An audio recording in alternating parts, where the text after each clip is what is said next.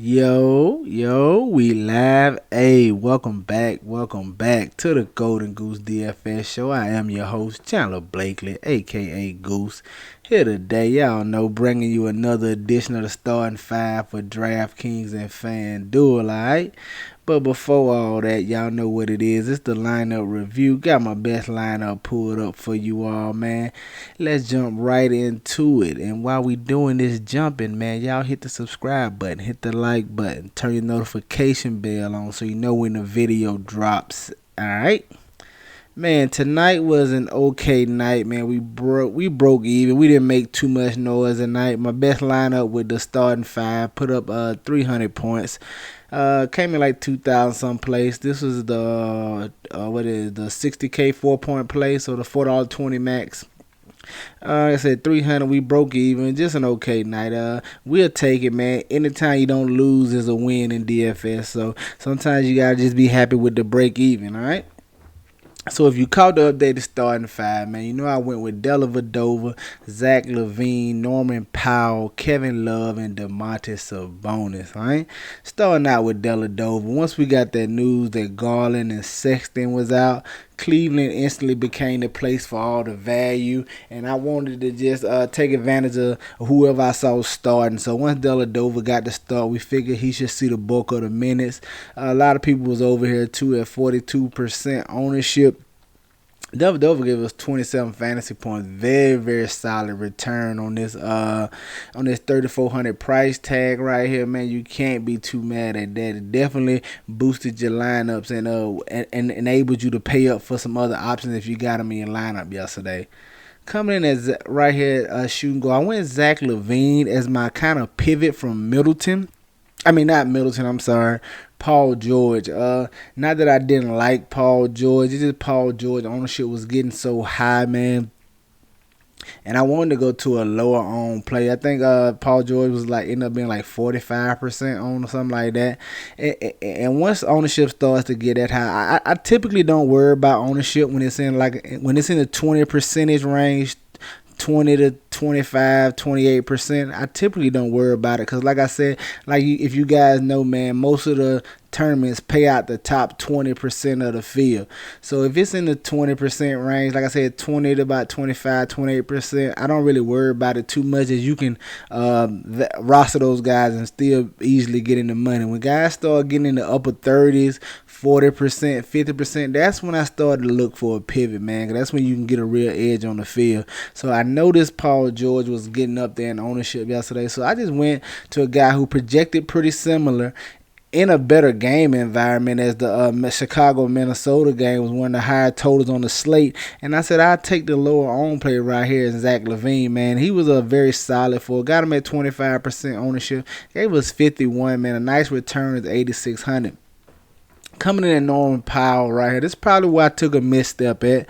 Just continue to try to be different, man. I like this matchup for him right here, as I figured the Miami Heat would probably try to focus more on Lillard and CJ, and maybe that'll open up a few more shots for Norman Powell. And I felt like small forward yesterday. There was no lock guys, like a guy that could really kill you if you didn't have him. I felt like it was a lot of variance at the small forward position. So I wanted to try to get a guy who I thought was at a good value price tag and had a little bit of upside. So we went with Norman Powell in this matchup. Got him at 4% ownership. Very nice. But he just gave us 29 DK points, man, as the Heat kind of blew him out. He didn't see any closing run. If it was a closer game, he stay in there and get us 35, push 40 fantasy points. But just okay, man. He didn't kill us, but didn't help us that much either. Kevin Love, my guy, man, 6,500.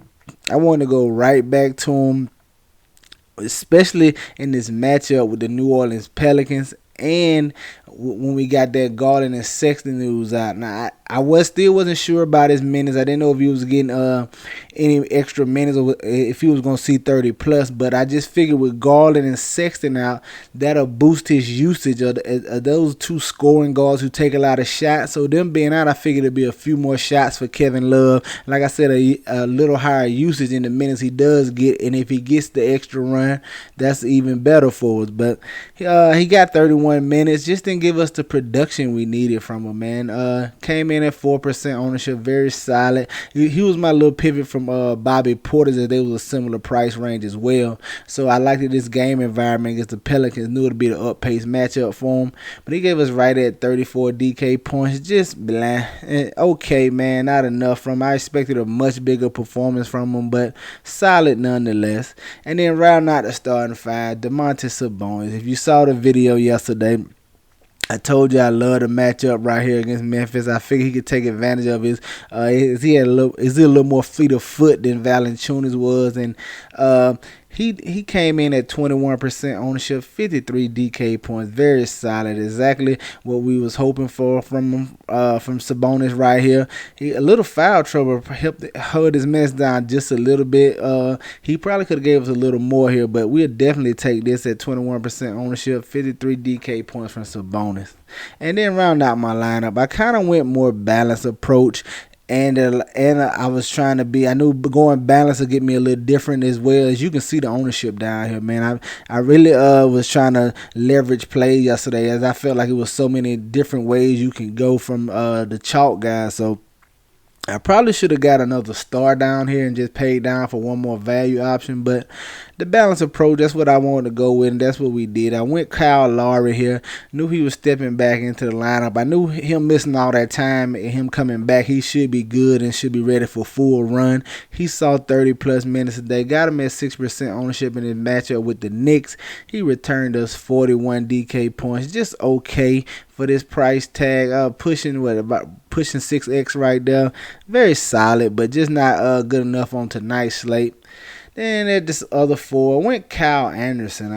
I liked the Pacers-Memphis matchup, and since I was going Sabonis, I wanted to come back with another piece of that game, and in case it was a real close game and shootout like it was. But I got the wrong piece in here in Kyle Anderson, man. He 6,100, got him at 9% ownership. He did okay, got 5x for us right at 31 DK points, but not enough for tonight's slate. Probably should, in hindsight, of course, should have ran it back with Zion, as he did another nice performance.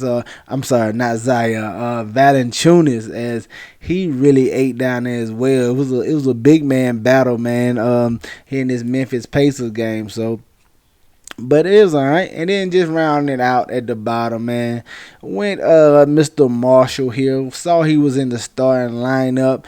Wanted to take a chance on him, just staying in this New Orleans-Cleveland game, because I knew it was a good environment, especially with Garland and Sexton being out and the Pelicans being a pace-up matchup for the Cleveland Cavaliers. We just wanted to get as many pieces of this game as we could. Got him at 6% ownership. He was pushing right at 10x for us, man. About 9x right here. Very solid at 3,700. Probably one of the better value plays on the slate yesterday, man. But that's how we fared yesterday. 300 points. Like I said, broke even. Anytime you don't lose, it's a win.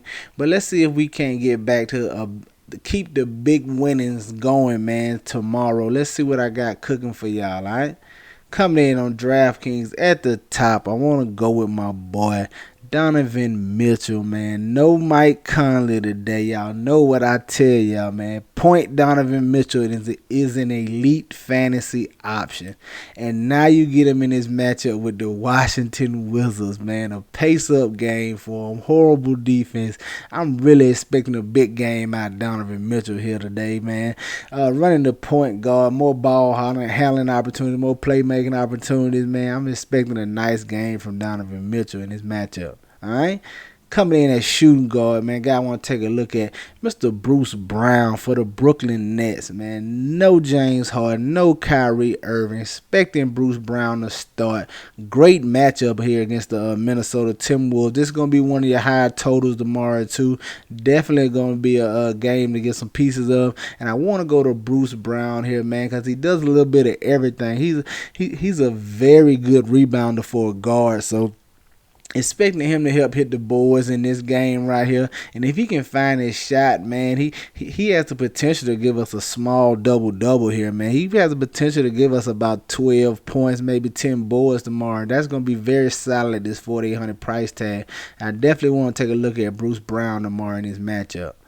All right, coming in at small forward, man. This is all going to be injury news based, so definitely keep your eyes and ears open for that. I want to look at Mr. Taylor Horton Tucker right here. THT, man. Kyle Kuzma is questionable and Wesley Matthews is questionable going into tomorrow's slate. If both of those guys happen to miss, I'm expecting Taylor Horton Tucker to slide right into the starting lineup and see 30 plus minutes. He saw through at 34 minutes last time out, so if we get those two out, man, I have no problem getting the Taylor Horton Tucker here, man. Especially this 5,300 price tag. A little tougher matchup against the Knicks, but I think the increased minutes for him and his price tag is still lend me to go in this direction right here with Taylor Horton Tucker, all right? Coming in at power forward, man, guy I want to look at is Zion Williamson, man. Another game you definitely going to want a piece of tomorrow. This Sacramento-New Orleans Pelicans game is going to be a track meet, man. Definitely. Probably going to be the highest total on the slate. Haven't really checked out the lines yet here. But I'm anticipating, like I said, I'm anticipating this in the Brooklyn game to be the two of your high totals on the slate tomorrow. And Zion Williamson should destroy Sacramento down low. They don't have a prayer in the front court tomorrow, man. They don't have a body to throw at them. Rashawn Holmes, no. Harrison Barnes playing the 4. If Harrison Barnes is checking them, man, it's going to be barbecue chicken down there in the words of Shaquille O'Neal. I like going to Zion tomorrow, especially in this matchup. I know the price is increasing, but this matchup is just too good for him tomorrow. I'm looking for him to destroy down there against the Kings, all right? And then coming in at center, man, another value play I want to take a look at early on here, Kevin Looney. No Eric Pascal, no James Wiseman.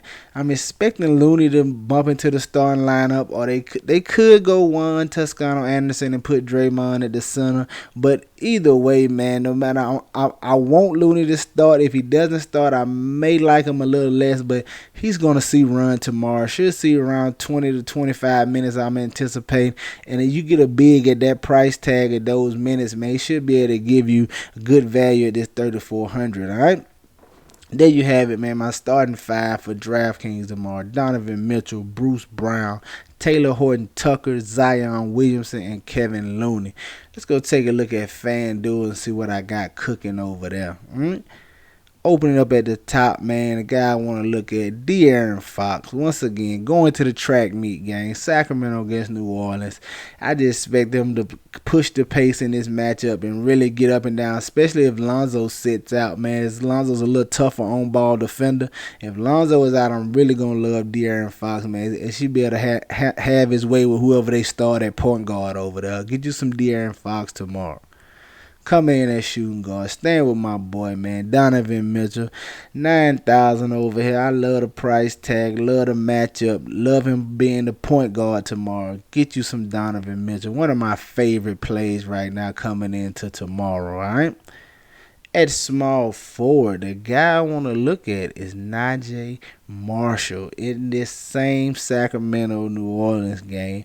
If everyone is out again and this guy gets to start again, I anticipate going right back to him. He worked out for us tonight, giving us a solid return at 30 plus fantasy points, and at 4,100, like I said, if he's in the starting lineup in this matchup, I have no problem going back to him tomorrow, all right? And coming in at power forward, I want to look at Kristaps Porzingis in this matchup against Philly, man. Porzingis has flipped the switch, it looks like. Over the past 3 games, he has just been a monster, man. I haven't really checked out the Mavericks, but I'm guessing they are running the offense through Porzingis. And since everybody likes to focus on Luka whenever they play the Mavericks, the way his usage and his numbers been, they have to be running the offense through Porzingis. I'm really, since I'm off tomorrow, man, I'm really going to get in and look at some game film and see how's it going, how's he been doing his fantasy performance. But right now, man, I just want to take a look at Porzingis tomorrow over here on FanDuel. I like him at this price tag and this matchup against Philly. And then rounding out at center, man, Kevin Looney, 3,700 over here. Like I said, I'm anticipating at least 20 to 25 minutes from him. And you get a big in that type matchup, man, he should be able to return you solid value right here. I'm hoping he starts, so keep an eye out for that news. If he starts, I'm going to love him. If he comes off the bench, I'm just going to like him. But There you have it, man. My starting five for FanDuel tomorrow: De'Aaron Fox, Donovan Mitchell, Najee Marshall, Kristaps Porzingis, and Kevin Looney. Get you some exposure to these guys, man. Get them in your player pool. You know I'm going to have plenty of it. That's going to do it for us here tonight. Y'all know the motto. Chances make champions. Y'all green up. I see y'all tomorrow, all right? Let's go.